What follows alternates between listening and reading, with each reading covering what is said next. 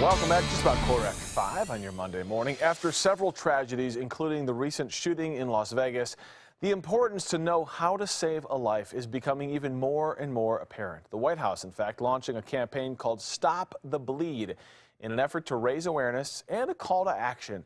And in line with that campaign, right here in Denver, paramedics at Denver Health, they're offering a free Stop the Bleed immediate first responder training this week. So unfortunately, the training sessions this week are actually full.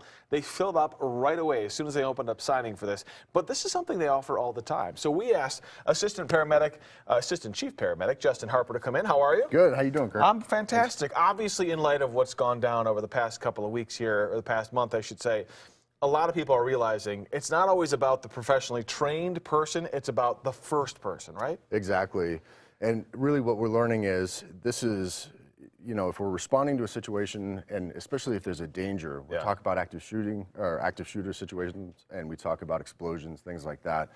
Those are situations where we have multiple patients, and there can be a delay in first responders getting there. Yeah, if there's 100 people that are injured, I mean, you guys have to just try to triage live at the scene, right? That's right. So that's why we need the general public to learn these skills, to learn to recognize severe bleeding and to learn to react when they see it. So you guys offer these classes on a regular basis every month at Denver Health. Of course, you're doing them free, and you've got some items here. What kind of things are you training people to do?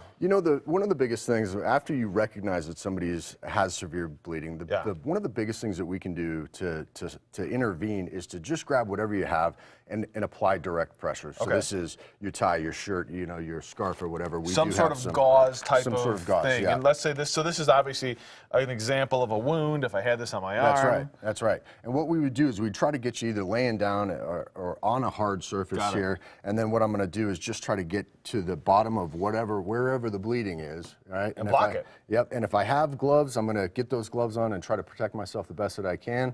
And we're going to get into this wound if we can, and we're actually going to start packing some of this material in here. And if it's a clean shirt, that would be great. If this is all you have, then this is what we're going to use. But essentially, we're going after that site. We want to compress it up against a bone if we can, and then we want to hold pressure right over the top of it. So not terribly difficult. No. And really, but it's about knowing that you can do that, and you can step in, and you can help. That's it. That's exactly what it is. So we're going to hold pressure, and you're going to hold pressure until the paramedics get there. Got it. And hopefully we can stop the bleeding that way. We do have some other methods that are a little more scientific. We've learned a lot about tourniquets in the last few years. But I've heard people say tourniquets can be dangerous. With the newer technology and the width and the windlass that we have on these things, what we know is that we can apply these for up to 4 hours without having any really long-term damage. And Kirk, if you were in a severe bleeding situation, if I've got my arm injured or something like that. This is so simple to use. I'm just going to pull it up over your arm here.